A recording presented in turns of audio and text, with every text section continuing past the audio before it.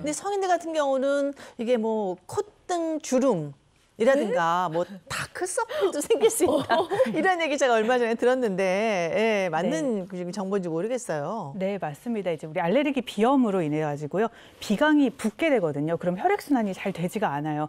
그러다 보면은 눈빛으로 이제 혈류가 이제 정체가 되게 되거든요. 그러면 혈액 속에 있는 헤모시데린이라고 하는 색소가 피부에 침착이 되게 됩니다. 그렇게 되다 보면은 사진에서 이제 보시는 것처럼 검붉은색의 다크서클이 생길 수가 있게 됩니다. 그렇게 되면은 이제 그렇게 이제 다크서클이 생길 수가 있게 되고요. 그리고 이제 코를 위아래로 우리가 막 만지게 되는 경우가 있거든요. 비염이 있으면 그렇게 되다 보면은 콧등에 이제 주름이 생기는 경우가 생길 수가 있습니다. 네. 이런 주름뿐만 아니라요. 이렇게 알레르기 비염이 있으면 일단 코가 막히시잖아요. 코가 막히는 증상이 오래되다 보면 후각 기능에 문제가 생깁니다. 냄새를 못 맡는 것이죠. 이게 오래 지속되다 보면 정말 이제 냄새 자체를 많이 잃어버리시는 분들도 좀 있고요. 앞서 말씀드렸던 것처럼 알레르기 비염 놔두시게 되면 천식으로 이어질 수 있으니까 성인이라고 해도 방심하시면 안 됩니다. 네, 비염도 굉장히 꾸준히 관리를 해야 되는데 어떻게 관리를 하면 좋을까요? 네, 제가 먼저 알려드릴게요. 여기 앞에 보시면요. 이제 가습기를 제가 뒀거든요. 자, 여기 가습기를 둬서 첫 번째는 코 속을 먼저 촉촉하게 하는 게 방법입니다. 저 컵인 줄 알았는데 가습기래요. 저는 저거 생방 중에 무슨 광고할 생활 공간 속에서 습도를 유지해라 이런 말씀이신 거죠? 네, 맞습니다. 그렇다면요, 우리가 일상생활 공간에서요 습도를 한 몇 % 정도 유지하는 게 좋을까요? 요즘 많이 건조하니까 한 50%는 넘고 한 60% 정도 어떨까요? 저도 한 5, 60 정도 생각을 해요. 그래서 저도 그 정도면 될 거라고 생각하는데요. 다들 이제 잘 알고 계십니다. 일상생활 공간 속에서의 습도는요. 40에서 60% 사이 정도를 유지하시는 게 가장 좋습니다. 제가 여기 이제 봤는데요. 우리 스튜디오 안의 습도가요. 43% 정도입니다.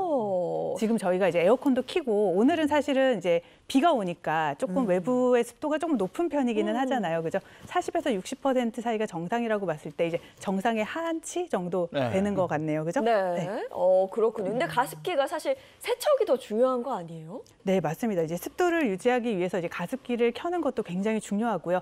가습기 안에 만약에 세척이 잘 되지 않는다면요. 가습기 안에 있는 이물질이 우리가 알레르기 비염을 일으키는 알레르기 원인 물질로 작용을 할 수가 있어요. 그래서 가습기를 켜기 전에는요. 반드시 세척을 하시는 게 좋겠습니다. 네, 저도 그 얘기 들어서 저는 사용 후에 꼭 말려주거든요. 네. 이것도 잘하고 있는 거 아닌가요?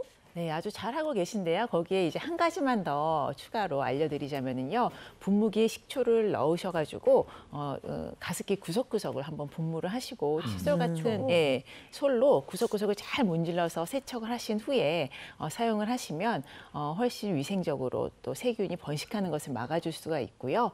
또 이렇게 세척을 하신 후에 햇볕 아래에서 1시간 이상을 건조시켜주는 방법도 좋습니다. 네. 근데 보시는 분들이 우리 집 가습기 없는데 또 가습기 사라는 거야 그러실 수도 있잖아요. 없으신 분들은 어떻게 하면 좋아요? 네, 우리가 이제 빨래를 보통 이제 추운 겨울이라든지 바깥에 비가 오면은 실내에 널기도 하는데 일부러 습도를 주기 위해서 실내에 빨래를 널어 두신다거나 또 솔방울 있죠. 솔방울을 좀 깨끗하게 삶아서 세척을 하신 후에 물에 담궈서 실내에 천연 가습기처럼 놓고 사용을 하시는 방법도 있고요.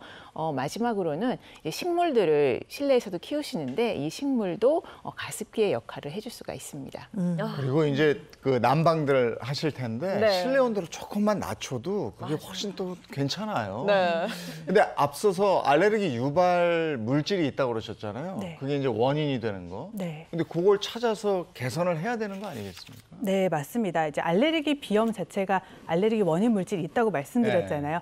알레르기 원인 물질을 우리가 알레르기 항원이라고 표현하거든요. 그래서 그 항원을 찾는 것이 굉장히 중요하고요. 먼저 이비인후과 같은 데 가면 이제 코 내시경을 봐요. 그 네. 코 내시경을 통해서 우리 합의각계가 부어 있는지 먼저 확인을 하시는 게 좋겠고요. 옛날에는 우리 피부나 등에다가 알레르기 원인 물질들이 이렇게 톡톡 쏴가지고요. 피부가 붓는지 보는 검사들을 했어요. 피부 유발 단자 시험이라고 하는데 그런 것들을 하다가 요즘에는 혈액을 간단하게 채취해가지고 피부 특이 항원, 이제 그 항원이 증가하는지 보는 검사들을 하게 됩니다. 그래서 그 특이항원에 대한 이제 알레르기 원인 물질을 찾는 혈액 검사를 할 수 있거든요. 그래서 원인 물질을 찾아낼 수가 있게 됩니다. 그러면 그 원인 물질을 찾게 되면은 어떻게 하느냐? 그 원인 물질을 회피하는, 즉 피하는 교육을 하게 되는 거죠. 결국 그 원인 물질을 피하게 되면 알레르기 비염을 피할 수 있게 되는 거거든요. 그렇게 해서 교육을 하게 되고, 그리고 이제 알레르기 비염이 있는 분들은요, 생리식염수를 통해 가지고 코 세척을 하는 것도 이제 좋은 방법이 될 수 있겠습니다.